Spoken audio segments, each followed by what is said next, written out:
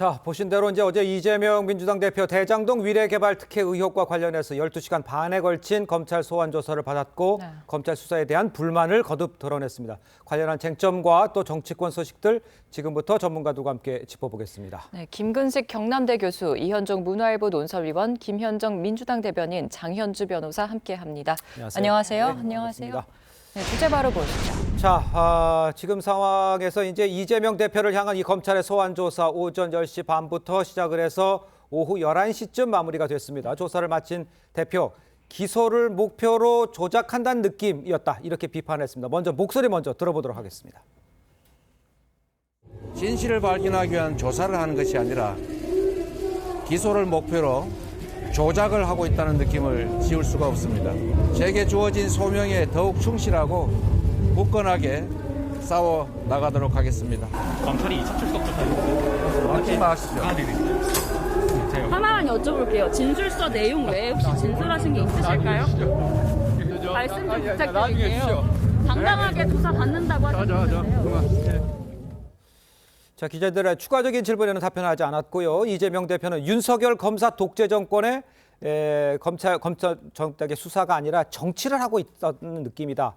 이렇게 이야기를 했으면서 검찰을 강하게 비판을 했습니다.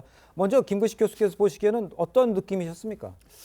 그 제1야당 대표가 검찰에 이렇게 두 차례나 소환된 것도 이례적이지만 제1야당 대표가 또 검찰 수사를 받고 나와서 검찰이 정치를 하고 있다. 그리고 검찰 독재 정권이다. 이렇게 규정을 하는 것도 굉장히 우리 국민이 볼 때는 좀 뜨악할 수밖에 없을 것 같습니다. 지금 2023년 대한민국의 현 시점에서 볼 때 과연 검찰이 없는 죄를 만들어낼 수 있는 능력과 그런 시스템이 과연 작동이 가능한가? 그리고 예전처럼 조작이 가능한 지금 우리나라의 형사 시스템인가? 이걸 생각해 보면 저는 많은 국민들이 정말 설마 저렇게 될까? 이렇게 생각할 그런 국민들이 많을 거라고 보고요. 따라서 지금 이재명 대표가 검찰 수사에 소환에 응하는 것은 영장을 피하려는 일종의 보여주기식 저는 제스처라고 보고요.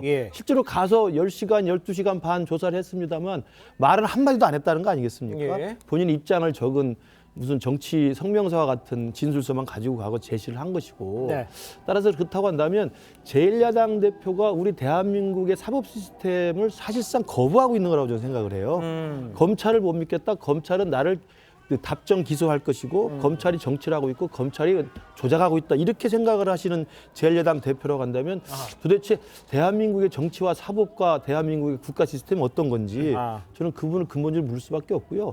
그다음에 나와서 하시는 말씀이 2차 출석을 또 요구하면 어떻게 하겠냐니까 말씀을 안 하셨는데 지금 지난번에 그 성남지청 출석할 때도 그렇고 이번에도 이제 중앙지검 했습니다만 검찰이 필요해서 또 오라고 하면 또 가야 되는 게 지금까지의 태도와 일관성이 있는 거 아닌가요? 근데 두 번째는 못 가겠다 이렇게 이야기하면 저는 일반적인 그 법치주의 하에서의 그 법 앞에 평등을 생각해 보면 저는 좀 지나치게 정치적으로 이 검찰 출석을 지금 접하고 있는 게 아닌가 생각이 듭니다. 알겠습니다. 또 어제 아침 민주당 의원들 일부가 동행을 해서 이재명 대표에게 힘을 실어줬는데 저희 화면에도 잠깐 좀 나오셨어요. 어제 현장에 같이 계셨는데 현장 분위기가 실제로 좀 어땠죠? 뭐 다들 이미 언론에 났었지만 대표께서는 이제 혼자 나가신다고 하셨고 그 출두하기 전날 저녁에 이제 그 천준호 비서실장이 전체 의원들한테 문자를 보내서 오지 말아라고 문자도 보냈거든요. 그러셨군요. 그럼에도 불구하고 이제 이신전심으로 오신 이제 의원들과 이제 들이 있었던 거죠. 그래서 저도 그 자리에 있었는데 차에서 내리시고 저희 보더니 왜 왔냐고 이렇게 얘기를 하시더라고요. 그 자리에는 이제 이른 아침부터 전국에서 온 이제 지지자들하고 당원들이 와서 이제 이재명 그 대표를 응원하면서 조사 끝나고 나올 때까지 그 자리에서 계속 있었어요. 언론 취재도 대단히 이제 많이 이제 왔었고. 근데 다만 그 과정에서 제가 좀 비판을 하지 않을 수 없는 것이 우리 그 의원들을 그 경내에 못 들어가게 했어요. 중앙지검에서. 서문 밖에서만 있고 들어올 수 없게 해가지고 아니 그 주말이고 공공기관은 원래 주말에 일반 시민들한테 개방도 하잖아요. 주차장 같은 거. 근데 거기를 들어오지 못하게 저기 선출적인 그 의원들도 들어오지 못하게 하고 그 언론도 비표를 받은 언론사들만 그 취재를 허용해 줬거든요, 안으로. 그 과정에서 또 보수 유튜버들은 또 들어가서 취재를 하고 있는 그 광경도 좀 확인이 되었고 우리 비서실장과 대변인 두 명은 그 안에 들어가서 이제 그 대표님을 수행하기로 이렇게 되어 있었는데 그것도 이제 처음에 못하게 해서 한참 식량이 벌리다가 겨우 이제 그 두 명 정도도 이렇게 할 수 있는 그런 상황이었는데 네. 굳이 중앙지검에서 왜 이렇게까지 해야 되는지에 대해서 잘 모르겠어요. 그리고 그 수사하는 과정 속에서 네. 또 수사하는 그 내용들이 이제 언론을 통해서 또 나왔거든요. 어떤 내용이 나왔냐면 지금 조사받는 것 중에 가장 중요한 내용 중에 하나가 네네. 그 428억 네. 에 대해서 보고받고 승인했다 이 내용 아닙니까? 예. 그와 관련해서도 검찰 인사발 해가지고 네. 기사가 났거든요. 그 조사받는 과정에서 네. 충분히 법정에서 입증할 증거가 있다. 이런 기사가 났어요. 네. 이렇게 지금도 이 조사하는 그 과정 속에서도 피의사실 공표라든지 예. 공무상 기밀 누설이 계속 이어지고 있는 예. 이런 검찰에 대해서 우리 이재명 대표께서는 검찰이 수사를 하지 않고 정치를 하고 있다 이렇게 비판하고 있는 것이고요. 좀 전에 우리 김근식 교수님께서 쭉 이제 말씀을 하셨는데 예. 아마도 검찰총장 출신이 윤석열 대통령이 된 이후에 예. 이게 이제 검찰 공화국이 되고 있다라는 비판들은 여론조사 결과에서도 그 전에 이제 확인된 바가 있거든요. 네. 그래서 오히려 이런 비판에서 자유로우려면 그 모든 그 이제 의혹 제기되는 대장동 사건과 관련해서도 의혹 제기되고 있는 50억 클럽이라든지 법조 카르텔 이런 것들에 대한 수사도 공정하게 다 해야 되는데 일방적으로 이재명 대표와 관련된 수사만 하고 있는 예. 이런 것들에 대한 비판도 하지 않을 수가 없다 이 말씀. 알겠습니다. 일단 검찰 인사발 내용과 또 다른 것들은 수사하지 않는 거에 대해서는 반론을 좀 이현정 의원께서 좀 해주셔야 될 것 같은데요. 그러니까 이게 천화동의 1호에 대해서 본인이 몰랐다는 이야기는 이미 조사받기 전에 다 한 이야기입니다. 네. 이제 그 관련돼서 이제 검찰 관계자가 이제 그런 이야기를 한 것이죠. 예, 네. 그렇기 때문에 굳이 그게 조사 과정에서 나왔다라고 이야기하기 어려울 것 같고 예. 저는 오랫동안 이제 검찰을 출입을 했는데요. 보면 억울한 분들 또 이게 무죄를 또 받아내려고 하는 분들은 설명을 많이 합니다. 그 기자들은 마찬가지고 네. 왜냐하면 본인이 잘못된 사실이 있다 그러면 본인이 설명도 많이 하고 증거도 많이 제출하죠. 네. 그래서 검사 앞에서 아 이게 아닙니다라고 이야기를 하거든요. 네네. 근데 왜 열 몇 시간 동안 조사받으면서 이 이야기를 안 했을까? 본인이 그냥 처음에 입장만 내고 예. 그 이야기는 반대로 이야기하면 한편으로 할 말이 없었던 게 아닌가? 라는 생각도 드는 거죠. 예. 왜냐 지금 이재명 대표 입장에서 보면 좀 전에 기자도 나가면 질문했습니다마는 당당하게 임하겠다고 이야기하셨잖아요. 예. 그런데 왜 당당하다는 게 말을 안 하는 게 당당한 건 아니지 않습니까? 그러니까 본인이 검찰이 부당하고 정치공사 하고 있다 그러면 네. 그게 아니라는 사실에 대해서 본인이 적극적으로 설명하는 게 저는 순서라고 생각이 들고 아하. 또 하나는 지금 독재 정권이라고 이야기를 하셨는데요. 네네. 근데 지금 이 민주당은 160국석을 가지고 있는 제1당입니다. 그렇죠. 자, 그동안 법 다 통과시켰습니다. 검수완박법 다 통과시켰잖아요. 예, 네. 자, 그리고 지금 보십시오. 지금 사법부도 김명수 사법부입니다. 네네. 더군다나 지금 구속영장 예를 들어 체포동의안을 나가면 다 국회에서 부결시킵니다. 노웅래는 부결시켰잖아요. 그리고 본인이 내가 언제 출두하겠다 시간까지 다 지정하고 나 2차 안 가겠다라고까지 합니다. 근데 이거를 과연 검사 독재 국가로 이야기할 수 있을까요? 어느 독재 국가가 본인이 수사받는 시간 지정하고 그다음에 검찰이 불러도 안 나가겠다 이야기를 하고 예. 본인이 진술 거부를 하더라도 뭔가 어떤 진술을 독촉할 수 있는 사안이 없고 예. 네. 그리고 검찰 입장에서는 그 시간 동안 질문을 끊임없이 해야 될 거 아니겠습니까? 그런데 계속 지연하고 있다 이야기를 하는데 예. 본인은 아무 말 안 하셨잖아요. 그러니까 그래놓고 검사가 질문하는 것을 그걸 지연 전술이라고 이야기하는 게 앞뒤가 맞는 것인지 저는 그런 의문이 있습니다. 알겠습니다.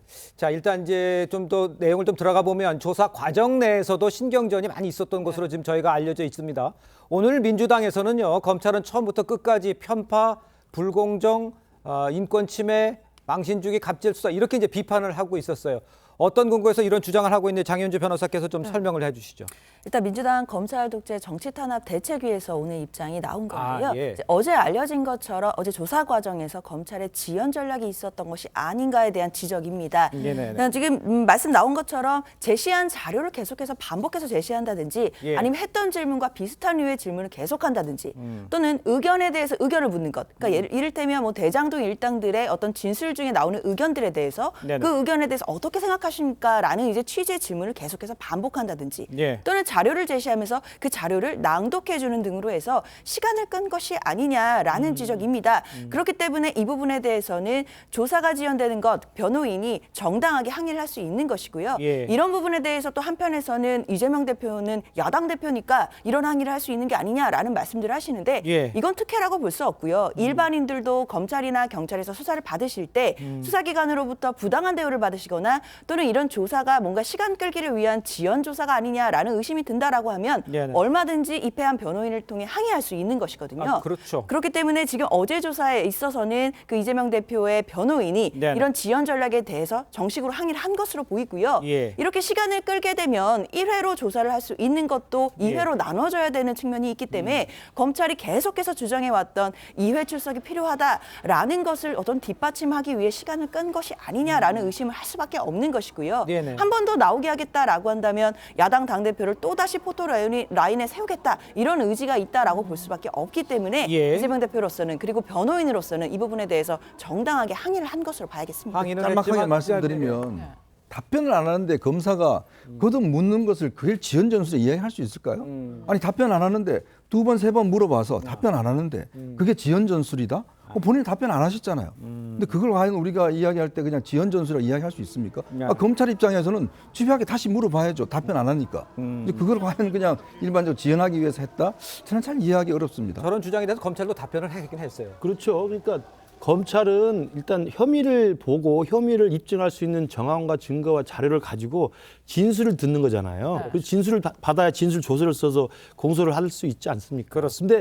그 혐의를 받고 있는 대상자가 입을 다물고 말을 안 하면 네네. 당연히 검찰 입장에서는 자료를 계속 제시하고 또 계속 질문을 연거푸 묻고 네. 재차 반복하고 답변하지 않겠습니까?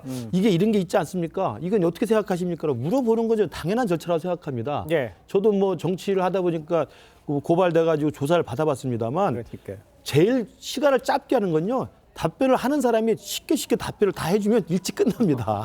근데 답변을 안 해주면요. 예. 당연히 경찰 조사를 받으면 묻게 돼 있어요. 그리고 그다음에 다시 또 보장할 수밖에 없습니다. 그러니까 저는 그런 면에서 지금 어제 이재명 대표의 이 검찰 소환을 무슨 검사들의 갑질, 정치, 뭐 조작 이렇게 이야기하는 걸 과연 대한민국 우리 국민들 중에서 이재명 대표에 대한 적극적인 지지자분들 외에 어떤 분들이 거기에 동의할 수 있을지는 뭐 국민들이 판단할 문제라고 보고요. 예. 2023년에 대한민국 현재 시점에서 아까 이현정 의원 말씀하셨지만 제1야당 대표로서 그리고 더불어민주당의 제1야당으로서 이 현재 대한민국 시스템은 누릴 건 다 누리지 않습니까? 아하. 국회의원으로서 또는 거대 야당으로서 또 당대표로서 우리 건 다 누리면서 독재 정권이다. 우리 탄압받고 있다. 이렇게 이야기하는 것에 대해서 과연 국민들이 왜 이재명 대표의 개인 비리 혐의에 대한 사법적 절차에 관해서만 민주당과 이재명 대표는 저렇게 일관되게 억울하다, 탄압받고 있다, 정적 제거에 의해서 지금 희생당하고 있다. 이런 이야기를 하고 있는지 이야기는 좀 어렵지 않을까 싶습니다. 알겠습니다. 일단 검찰은 2차 출석을 요구를 했고요. 이 대표 측은 조사 막판에 이 검찰이 추가 소환 명분을 쌓기 위해서 조사를 지연했다면서 반발을 하고 있습니다. 그렇습니다. 지금 기자들 질문에도 답이 없었거든요. 그럼 2차 출석이 좀 불투명하다 이런 지적이 좀 나와요. 아니 원래 이제 28일 출석하겠다라고 네. 했고 네. 검사 사무규칙에 의하면 출석 일자는 검찰과 그 이제 협의하게 되어 있잖아요. 그 협의하는 과정에서 27일, 30일을 얘기했고 28일 얘기하는 과정에서 그것이 아직 합의가 안 돼 있는 그런 상황이잖아요. 예. 그런데 어제 이제 조사하면서 33페이지에 달하는 진술서도 제출을 했고 네. 조금 전에 확정적으로 진술서 외에는 묵비권을 행사했다라고 말씀하시는데 그거는 확정적으로 그렇게 말씀하실 건 아니고요. 아닌 건 아니라고 진술도 겸해서 했을 겁니다. 사실상 묵비권이라고 얘기를 했습니다. 예, 아니 그것이 아니라 이제 그 아까 말씀하실 때 네네. 검찰에서 질문하는 것에 대해서 답을 안 했다라고 확정적으로 말씀하신 거는 그거는 좀 아니다. 예, 예. 왜냐하면 그렇죠. 답변을 해줄 수도 있는 거죠. 근데 또 다시 물은 것도 있을 수 있고 네네. 어떤 거는 진술서로 가름할 수도 있고 여러 가지 방법들을 섞어서 방어권을 행사했을 거라고 보는 것인데 네. 예. 어쨌든 지금 저희가 봤을 때에는 지금 어제도 그 조사하는 과정에서 충분히 이제 그 이재명 대표 입장에서는 다 진술할 건 했다라고 판단을 하는 것이고 예. 좀 전에 말씀한 것처럼 그런 시간 끌기라든지 이런 걸 통해서 2차 소환을 하려고 그래서 한 번 더 포트라인에 세우고 망신 주기 여론 재판을 하려고 하는 의도가 보인다라는 네네. 차원에서 그 방어권 차원에서 그렇게 얘기할 수 있는 거고 제가 봐도 그런 그 검찰의 의도들이 보이거든요. 예, 네. 그래서 그런 차원에서의 그 지적이다 이렇게 보시면 될 것 같습니다. 예, 그럼 김대현 만약에 다시 또 출석을 요구한다 그러면 대변인 입장에서는 나가지 마십시오 이렇게 얘기하고 또 그게 민주당의 지금 분위기입니까?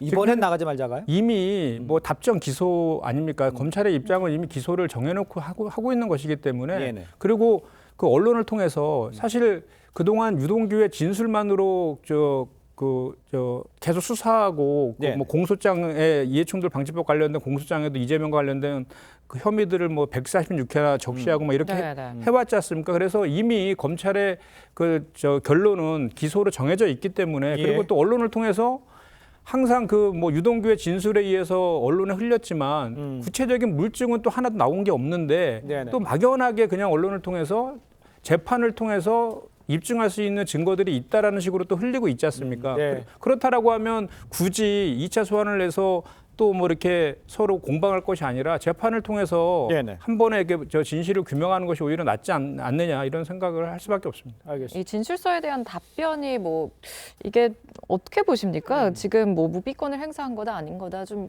해석이 갈리는 것 같거든요. 뭐 사실상 묵비권이죠. 진술 거부권인데. 근데 그 아마 이제 오는 3일 날 뭐 이제 결론이 나온다고 그럽니다만은 조국 전 장관도 똑같은 패턴이에요. 당시에 검찰 나갈 때 뭐 본인이 뭐 당당하게 하겠다고 그래놓고 검찰 가서 다 진술 거부권 행사했죠. 예. 그러니까 법정에 다투겠습니다 그랬습니다. 또 법정 가서 본인은 하지 않는다는 그 진술 거부한다는 이야기를 천 몇백 번인가 한 걸로 기억하고 있습니다. 예. 그래 놔놓고 본인은 뭐 역사의 법정 운운하는데 마찬가지 옛날 한명숙 장관도 마찬가지죠. 그러니까 지금 이 어떤 자격으로서 그러니까 피고인으로 피의자로서 진술 거부할 수 있는 권리는 충분히 보장돼 있습니다. 네네. 그런데 지금 이재명 대표는 좀 다른 신분이잖아요. 우리나라 정치의 어떤 제1야당의 대표 아니겠습니까? 예. 그리고 본인이 이 사안에 대해서 자꾸 기소가 예정돼 있다 이야기를 하시는데 검찰이 아무것도 없는 그 근거가 없는 것들을 기소할 경우에 나중에 검찰이 부담한 게 얼마나 부담해야 되는 그 부담이 크잖아요. 예, 네. 그러면 본인이 나가서 이 사실이 아니다는 것을 충분히 설명하면 국민들이 그걸 왜 못 믿겠습니까? 근데 뭐 본인이 지금 이 여러 가지 33쪽의 주장을 보니까 예. 주장 내용을 보면 그냥 본인의 입장에서만 설명하는 것 같아요. 그게 팩트와 사실과 이걸로서 이야기를 해야 되는데 네네. 그럼 유동규의 진술이 왜 아닌 것인지 나름대로 본인의 어떤 것들을 충분하게 설명하고 다투어야 되는 그런 상황 아니겠습니까? 그러면 지금 조사는요. 결국은 검찰이 주도권을 갖고 있는 겁니다. 그렇죠. 왜냐? 어떤 피해자를 예를 들어 기소할지 말지는 검찰이 결정하는 거거든요. 그러면 검사 입장에서 보면 이게 불충분하다 그러면 다음 조사할 수 있죠. 우리 국민들 다 그렇게 합니다. 네네. 검찰이 몇 차례 조사해서 결국 검찰이 나중에 기소하면 법정에 다투는 것이고 기소하지 않으면 결국은 거기서 끝나는 거거든요. 네. 그런데 왜 이재명 대표는 이거는 무조건 기소는 당연히 한다라고만 이야기하는 것인지 그리고 법정에서 다툰다고 그러는데 모르겠습니다. 앞으로 또 어떤 법정에서 어떤 증거를 할지 네네. 그 법정에 다툴 증거라면 저는 지금 검찰 단계에서 충분히 다퉈볼 수 있지 않겠는가 그런 생각도 듭니다. 또 진술서 33쪽 분량인데 검찰은 정치가 아닌 또 수사를 해야 한다면서 5쪽이 공권력을 향한 질타로 채워져 있다고 했거든요. 그 내용 이런 내용들이 또 진술서에 이런 사건과 관련이 없는 건데 이런 건 좀 어떻게 보십니까? 일단 이재명 대표가 이제 진술서를 제출한 부분을 가지고 뭐 사실상 진술 거부권을 행사한 것이 아니냐를 두고 또 공방이 있는 것 네. 같은데요. 그렇죠. 사실 저는 일단 사실상 진술 거부권을 행사했다 하더라도 이것은 피의자에게 보장된 헌법상 방어권이기 권리죠. 때문에요. 예. 네. 이걸 가지고 뭐라고 하는 것 자체가 좀 넌센스가 아닌가라는 생각이 듭니다. 물론 이재명 대표가 갖고 있는 신분상 야당 대표라는 신분이 있지만요. 예. 뒤집어 생각해 본다면 한동훈 장관 같은 경우에도 예전 검사 시절에 예. 자신의 휴대폰의 비밀번호를 제공하지 않았습니다. 그때도 피의자의 방어권으로 다 인정해줬거든요. 그렇죠. 하지만 검사라는 것은 실체적인 어떤 그 상황의 진실을 파헤쳐야 되는 그런 또 직무상 의무가 있는 분인데 그럼에도 피의자 방어권을 행사하는 것이 적절하냐를 두고 공방이 있었지만 예. 그래도 피의자의 방어권으로 인정이 됐던 부분이 있습니다. 예. 마찬가지로 진술서를 내고 뭐 사실상의 진술 거부권을 행사한다 하더라도 그걸 가지고 비난할 가능성은 전혀 없다고 생각이 들고요. 예, 예. 거기에 나와 있는 많은 내용들이 있는데 그것으로 또 충분히 국민들께 설명이 되고 있다고 생각이 들고 예. 이재명 대표로서 대표로서는 계속 이제 본인의 육성으로도 얘기를 했지만 네. 검찰이 뭔가 예단이 없이 진실을 발견하기 위한 수사를 해 나가는 것이 아니라 예. 이미 답은 정해져 있고 그리고 진술이 엇갈리고 있지만 대장동 일당들의 진술을 믿어주고 이재명 대표의 진술을 믿지 않는 또 상황이기 때문에요. 예. 이런 예단이 있는 검찰이라고 한다면 더 이상 진술을 하는 것이 무엇은 의미가 있겠냐라는 생각인 것이고 그래서 재판에 가서 얘기를 하겠다 이런 전략으로 보입니다. 진술서에 이 대통령 가족에 대한 수사는 왜 안 하냐 이런 말이 적혀 있는 거는 도움이 될까요? 사실 그 부분을 좀 지적하는 것 같습니다. 네. 계속해서 이제 형사 사법 시스템이 잘 갖추어진 나라이기 때문에 이재명 대표도 마찬가지로 국민과 똑같이 사법 시스템 안에서 그 수사를 받으면 되는 거 아니냐 이런 논리들을 많이 말씀을 하시는데요. 그 전에 먼저 말씀드려야 될 게 그 사법 시스템 안으로 넣고 말고의 여부는 검찰이 결정을 합니다. 네. 그리고 윤석열 정부에 들어와서 그리고 윤석열 정부 취임 후에 했던 이 검찰의 수사를 본다면 예. 사법 시스템 안으로 들여 넣는 그 결정에서 야권과 관련된 그 어떤 수사들이 많은 것이고 예. 대통령의 가족이라든지 여권 측 인사들에 대해서는 사법 시스템 안으로 들어오지조차 않는 모습들 수사의 대상 자체가 되지 않는 상황을 두고 국민들이 불공정하냐라는 의문을 품고 있다라고 말씀드리겠습니다. 예. 저는 이제 그 진술서 33쪽에 되는 부분이 이제 앞쪽에 이제 거의 정치적인 성명서처럼 그러니까요. 이제 검찰을 비난하고 윤석열 정권을 비판하고 있잖아요. 예. 특히 이제 대통령 가족 수사도 이야기하면 예. 생각해 보십시오. 일반인이 그리고 지금 담당하고 있는 반부패 3부 일부 검사들이 대통령 가족 담당하는 수사하는 검사가 아니잖아요. 거기에다가 내는 진술서에다가 아니 왜 이 사건은 수사하지 않습니까라고 물어보는 건 이건 거의 120% 다분히 정치적 공세죠. 그렇게 진술을 내는 사람이 어디 있습니까? 피의자가 검찰에 소환돼서 조사를 받으면서 아니 이 사건 말고 다른 사건은 왜 수사 안 해요? 라고 이야기하는 것을 어떻게 그 조사받는 과정에서 할 수 있습니까? 예. 그건 제가 볼 때 정치적인 정말 성명서 수준밖에 안 되는 거고요. 그 뒤에 이제 검사가 물어볼 수 있는 예상 질문에 대한 답변들을 적은 게 있어요. 근데 그것도 대부분 추상적으로 아니다 부인하고 있는 것이지 구체적으로 예컨대 유동규가 이런 이야기를 했고 김만배가 이렇게 이야기하고 있고 그다음에 정진상이 이렇게 해서 구속 기소가 돼 있고 이런 질문들에 대해서 그와 상응하는 구체적인 팩트와 정황상 증거라든지 자료라든지 이런 걸 제출하면서 진술을 낸다면 그걸 반박할 수 있는 자기 진술서가 되지만 아닙니다 이렇게만 하는 게 어떻게 진술서가 됩니까? 네. 저는 그런 면에서 본다면 진술서는 가서 대답하지 않고 입을 다물고 묵비권을 정당화하기 위한 그냥 쇼용으로 보여주기식으로 만든 저는 그 문서라고 보고요. 예. 제일 중요한 것은 사법 시스템 안에서 어떤 혐의를 받고 있는 비리 혐의자가 검사가 그런 관련된 다른 공범들의 진술을 받아서 기소를 했고 예. 또 증거도 있고 있는 상황인데 불러다가 조사를 하는데 자백을 하지 않으면 그 자백을 하지 않은 상태에서 할 수 있는 게 뭐 있습니까? 물어볼 수밖에 없습니다. 왜냐하면 그 당사자 자체의 입에 의한 진술을 받아야만 재판적에 올릴 거 아닙니까? 네. 예. 근데 물어보는 답이 없으면 또 물어보고 그다음 또 물어보는 거예요. 예. 저는 그런 과정을 거치는 것이지 예. 이걸 갖다가 다른 혐의자들이나 공범자들과 증거 자료에 의해서 검찰은 혐의를 입증하고 확신하고 있는데 본인은 와가지고 답을 정해놓고 하고 있다라고 생각하면 이건 끝없는 평행선밖에 안 된다. 저도 진짜 답답하니까 어차피 기소할 거라고 한다면 예. 재판정에 가서 그때는 또 이재명 대표가 어떤 걸 방어자를 내놓을지 모르겠습니다만 예. 재판정에 가서 결국 증거를 가지고 싸울 수밖에 없잖아 싶습니다. 검찰의 이제 조사 내용에는 아직 저희가 이제 얘기도 안 한 상태인데 조사 전까지에 관한 진술서 가지고도 이렇게 좀 팽팽히 맞서고 있는 상황입니다. 그럼 이번에는 좀 안으로 좀 들어가 보도록 하겠습니다. 조사 쟁점과 진술서의 내용을 좀 짚어봐야 할 텐데요. 쟁점은요.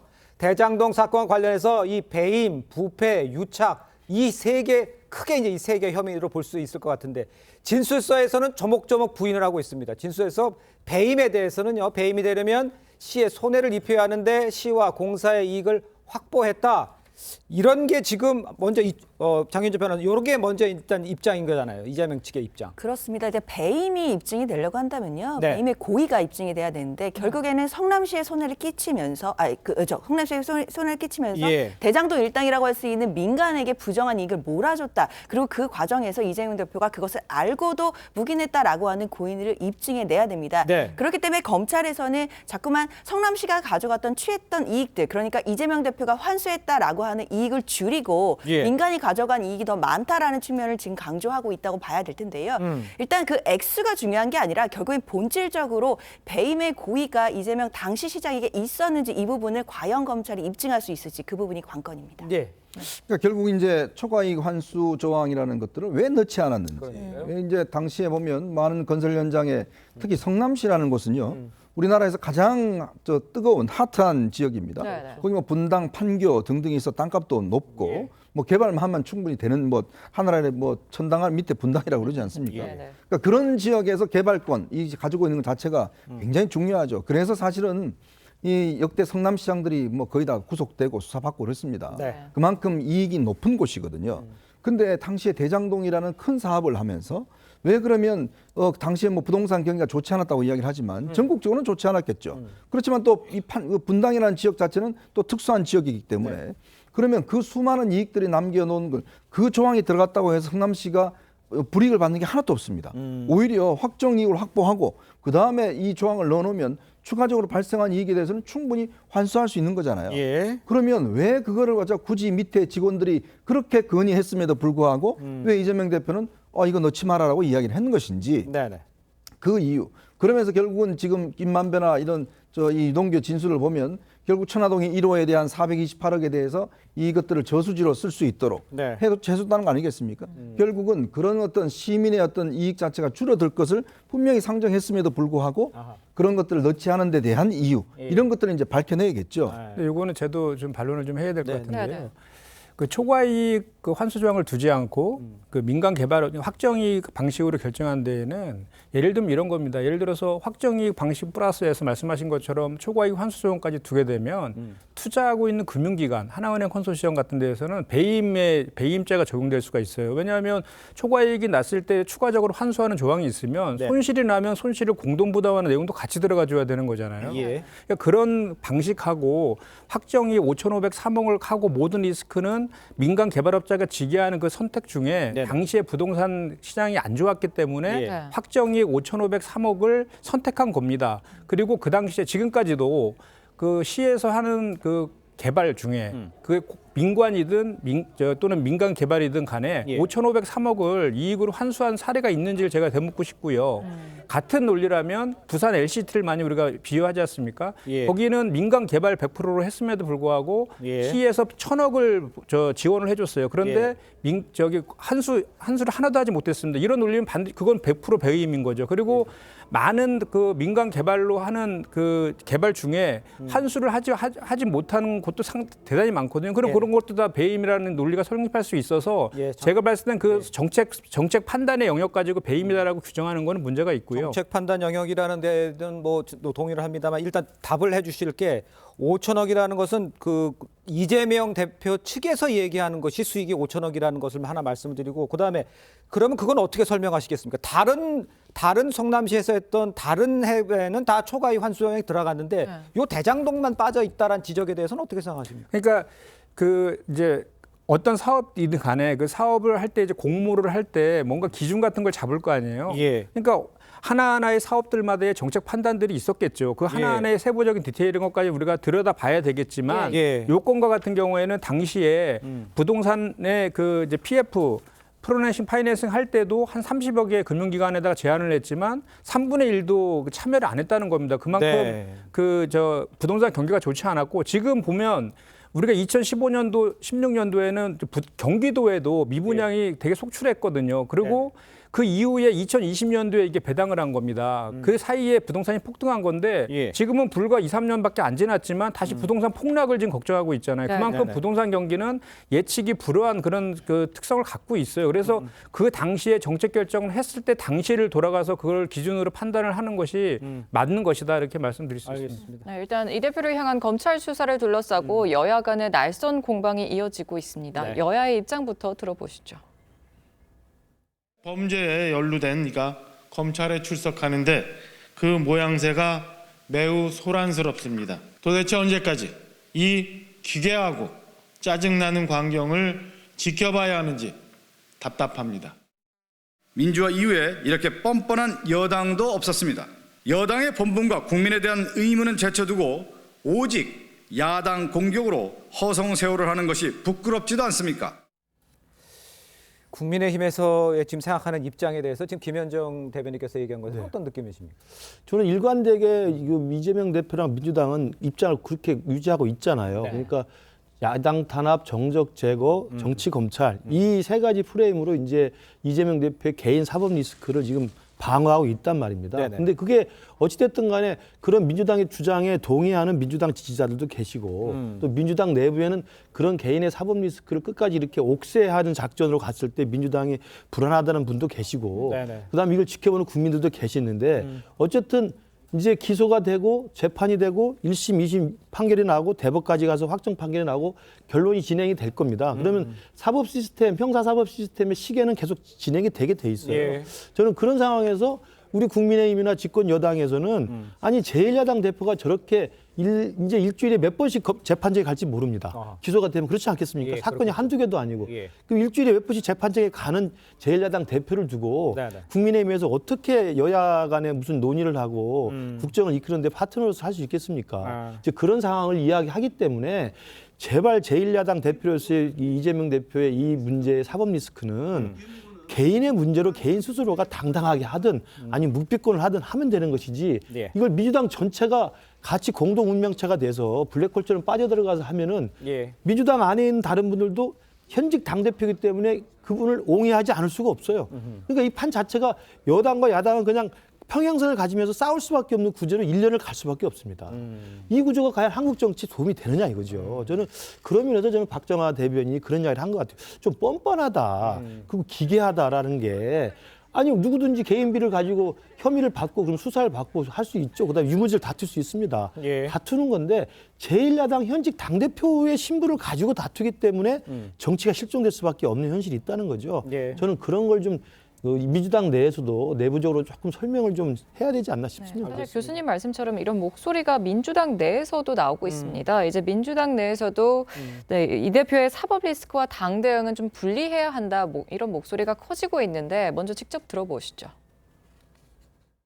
기소는 거의 뭐 확정적이라고 보는 생각이 되는데 그러면 뭐 특히나 뭐 연말 내년 초까지 이 재판이 계속 시작되면서 일주일에 두세 번씩 법정에 출두한다거나 이런 모습이 계속 TV에 연출이 되고 이러면 당으로서는 굉장히 부담스러울 수도 있죠. 이재명 당대표의 문제와 당의 문제는 철저히 분리해야 되는데 그 분리하기가 쉽지 않은데 그러려면 최소한이라도 최소화시키는 노력을 해야죠. 그 사법적 리스크 위험 부담을 당도 떠안게 되면 그 다음엔 걷잡을 수가 없습니다. 장현주 변호사, 개인 리스크를 사법 전체적인 당의 리스크로 보는 것에 대해서 지금 비판이 내에서 나오고 있는데 저 목소리는 어느 정도 크게라고 이해를 하면 될까요? 일단 뭐 그 당에 많은 의원님들이 계시니까요. 또 각자 여러 가지 목소리를 낼 수 있을 거라고 생각이 듭니다. 네. 하지만 저기 또 공식적으로 저런 발언하시는 건 좀 부적절해 보이는데요. 그렇습니까? 왜냐하면 그 당 대표의 뭐 이른바 사법 리스크라는 것이 사실 어제 오늘 나온 일은 아니고요. 대선 경선 때도 있었던 일이고 대선 네. 과정에서도 불거져 왔었고 그리고 국민 여러분 그리고 당원 여러분은 지금 이런 이재명 대표의 사법 리스크를 알면서도 작년 8월에 전당대회에서 압도적으로 이재명 대표를 당 대표로 선출을 했습니다. 예. 그러면 사실 당원들의 뜻 그리고 국민의 뜻도 있는 것이고요. 예. 그리고 그것에 대해서 어떻게 보면 이재명 대표가 갖고 있는 민주적인 리더십이 있는 것인데 네. 지금 현재 어떤 사법 리스크나 이런 부분을 가지고 당대표의 리더십을 흔드는 것 자체는 당 입장에서는 별로 부적절해 보인다라는 생각이 들고요. 예. 저런 생각이 뭐 있으시더라도 네. 공식석상에서 발언하시는 건 좀 자제하셔야 되는 게 아닌가라는 생각이 조심스럽게 듭니다. 자, 그런데 이제 문제는 이제 기소를 하면 당직자의 직무를 정지할 수 있는 건 민주당 당원 80조에 따른 겁니다. 그런데 직무정지 권한을 가진 사람은 사무총장이잖아요. 근데 지금 대표적인 친이계잖아요. 그러면 이 당원 80조 기소가 된 것에 대한 어떤 조치 이런 것들은 의미 없는 상황입니까? 저 당원 당규에 따라선? 일단 1항과 2항 3항이 있는데 네. 1항에는 이제 뇌물이라든지 정치자금법 위반 등 부패 범죄로 인한 것은 손해배상. 이제 기소와 동시에 당직이 정지되게 되어 있는데 예. 3항에 이제 예외를 두고 있어요. 그게 정치 탄압에 해당됐을 경우에는 당무위원회의 의결로 달리할 수 있다. 이 조항이 사실은 저도 요 앞전에 이제 그 비대위원을 했었는데 그때 전당대회 하기 전에 그 전준위에서 이게 개정이 된 내용인데요. 그러니까요. 처음에 이 조항이 신설될 때에도 이해찬 대표 당시에 이제 신설이 됐었는데 있었는데 그때도 찬반 양론이 되게 팽팽했었다고 합니다. 왜냐하면 지금 우리나라는 지금 그 기소 독점주의, 수사 독점주의를 채택하고 있잖아요. 네. 검사가 수사와 기소에 대한 정권을 갖고 있는 상황에서 예. 검찰에서 기소까지 단계에는 검찰에서 일방적으로 할 수 있는 단계지 않습니까? 네. 이렇게 기소를 했을 때 당대표의 직무를 정지시킨다는 것은 오히려 그 악용됐을 경우에는 검찰 파쇼 같은 그런 극단적인 사례까지도 발생할 수 있다라는 우려 섞인 목소리들이 나와서 네네. 그 개정의 필요성이 이제 대두되었는데 중간 지점을 찾은 거예요. 원래는 사망의 이제 윤리심판원에서 네. 판단하게 된 것을 당무위원회를 바꾼 것뿐입니다. 아. 왜냐하면 윤리심판원은 구성이 외부 인사로 되어 있고 주로 이제 율사들 중심으로 되어 있거든요. 그런데 보통은 정당 활동이라는 것은 예. 법적인 잣대보다는 지금 정무적인 판단들이 사실은 더 중요한 그 기능을 갖고 있기 때문에 윤리심판원보다는 당무위원회에서 이걸 판단해야 된다라고 이제 해서 이렇게 바꿔놓은 것이고요. 예. 결국은 당무위원회의 부의가 돼서 거기서 판단해야 될 그 문제다라고 보는 것인데 다만 예. 지금 현재 우리 민주당에서는 지금 윤석열 검찰에서 하고 있는 이 수사가 정적 제거용 표적 수사라고 지금 규정하고 있기 때문에 네. 아마 야당 탄압으로 해석될 그 가능성이 상당히 높지 않을까 이렇게 예측합니다. 알겠습니다. 네. 그러면 현 검찰이 예를 들어서 야당 의원들의 수사하면 무조건 다 정치 보복인가요? 탄압인가요? 어떻게 정치 보복이라는 기준을 어떤 기준으로 판단하실 건가요? 자, 그리고 이 사안 자체가 예를 들어서 윤석열 정부가 들어서서 나왔던 사안입니까? 이미 이 선거 때부터 다 나왔던 사안 아닙니까? 예. 문재인 정부 때부터 다 문제가 돼서 나왔던 사안 아니겠습니까? 이 수많은 사안들이 다 정치 보복이라고 이야기할 수 있나요? 그러니까 그걸 자체가 보면 결국은 이 조항을 처음에 넣은 이유가 뭐냐면 기소될 때 이게 정치개혁이라는 그런 차원에서 넣은 겁니다. 예. 근데 그거를 이제 이재명 대표가 당대표 되면서 결국은 이 당무위원회 통과해야 된다는 걸 바꿨지 않습니까? 네. 또 당무위원회 위원장이 누굽니까? 당대표지 않습니까? 예. 그 본인들이 그냥 정치 보복을 판단하면 그냥 끝나는 거죠.